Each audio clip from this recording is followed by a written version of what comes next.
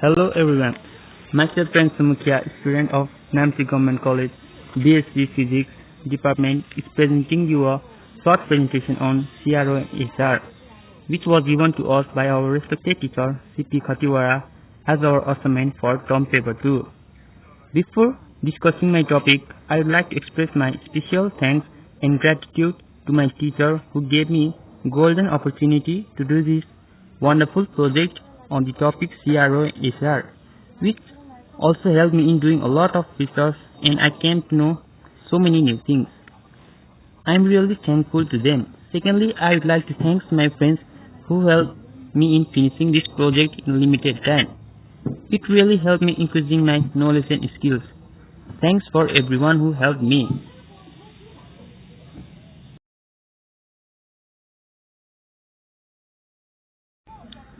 Introduction of cathode ray oscilloscope.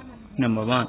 The cathode ray oscilloscope is the multi-purpose display instrument used for the observation, measurements, and the analysis of waveforms. Number 2. A moving luminous spot over the screen display the signal. CROs are used to study waveforms and other time varying phenomena from very low to very high frequencies. Number 3. The central unit of the oscilloscope is the cathode ray tube, and the remaining part of the CRO consists of the circuitry required to operate the cathode ray tube.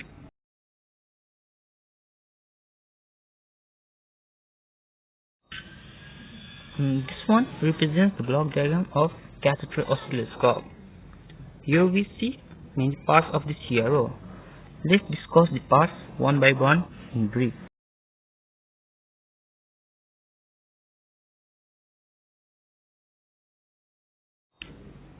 Now let's discuss about the theory of CRO. A general purpose oscilloscope consists of the following parts. Number 1. Cathode ray tube. Number 2. Body-call amplifier. Number 3. Delay line. Number 4. Time-based generator. Number 5. Horizontal amplifier.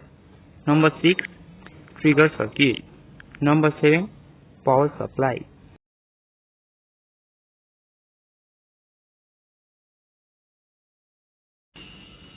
Number 1. The cathode ray tube.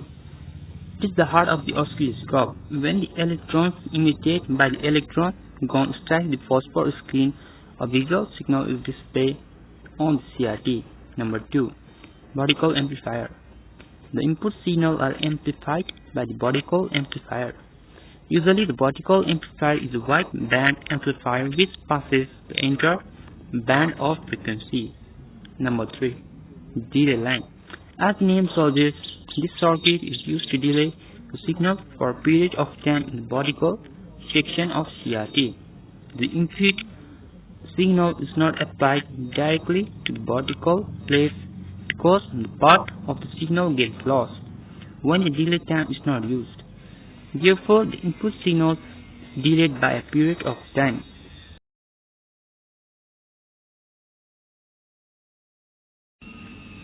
Number 4. Time-based generator or switch generator. Time-based circuit uses a uni-junction transistor which is used to produce the sweep. The sawtooth voltage produced by the time-based circuit is required to deflect the beam in the horizontal section. The spot is deflected by the sawtooth voltage at a constant time-dependent rate. Number 5.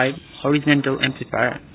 The sawtooth voltage produced by the time-based circuit is amplified by the horizontal amplifier before it is applied to the horizontal deflection plate.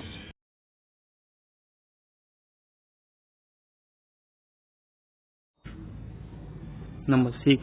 The trigger circuit. Signals which are used to activate the trigger circuit are converted to trigger pulses for the precision sweep operation whose amplitude is uniform, hence input signal and the sweep frequency can be synchronized. Number 7. Power supply. The voltage required by CRT, horizontal amplifier and vertical amplifier are provided by the power supply block. It is classified into two types. Number 8. Negative high voltage supply. Number B. Positive low voltage supply. The voltage of negative high voltage supply is from 1000 volt to -15,000 volt. The range of positive supply is from 300 volt to 400 volt.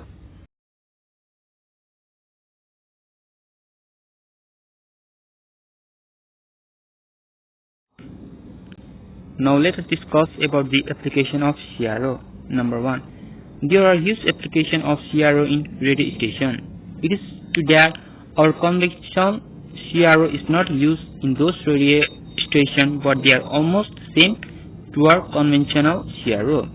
The CRO are used in the radio station to observe the sending and receiving signal properties. Number 2.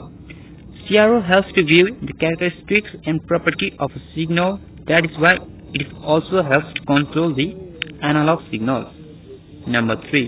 The shape of the voltage and current waveform can be observed by CRO, which helps to take the necessary decision in a radio station or communication system. This one is all application of CRO.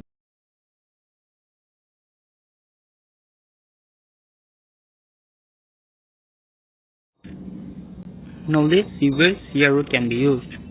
Number 1. Current measurements. We can measure the value of current or magnitude and direction of current using CRO.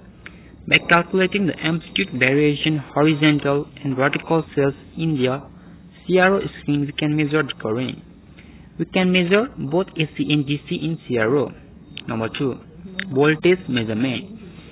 We can measure AC voltage as well as DC voltage in CRO. Here also the same procedures should be followed to measure the voltage, that is calculating horizontal and vertical cells in CRO screen.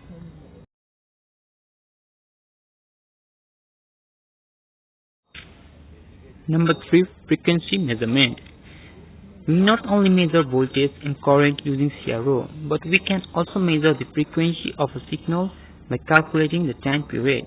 Once we measure the time period of a signal, then we can easily measure the frequency. The measurements of the time period using CRO is also very easy. Number 4. Phase difference measurement. Most of the CRO have two channels. We can apply two different signals at a time on CRO, and we can measure easily the phase difference between the two different signals. This is all about the uses of CRO.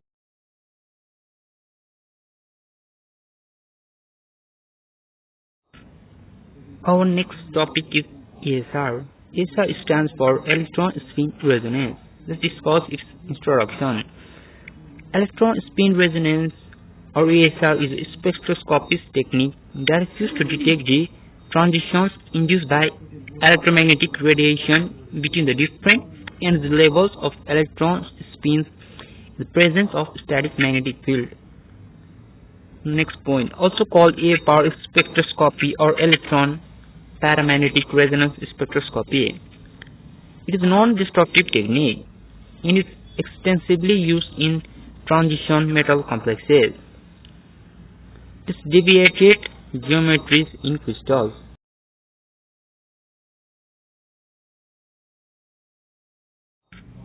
Now let's discuss about the principle of ESR.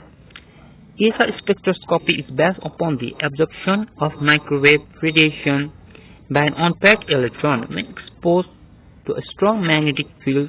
Check the critical point below. The electronic energy level of the atoms or molecules will split into two different levels. Such excitation is called magnetic resonance absorption. With an ER instrument, a static magnetic field and microwave are used to observe the behavior of an unpaired electron in the material being studied. Next one. In principle, ESR finds paramagnetic center that may or may not be induced.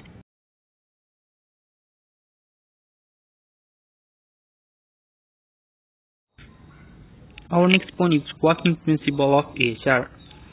Electron spin resonance spectroscopy working principle is explained in points given below. Number 1. The gap between the energy states is widened until it matches the energy of the microwave. This is done by increasing an external magnetic field. At this point, the unpaired electrons can be moved between their two spin states. Next point, absorption lines are detected when the saturation energy level is equal to the energy of the incident line.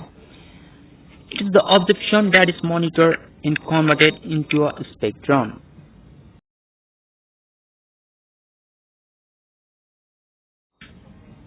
Now let's talk about the application of ASR.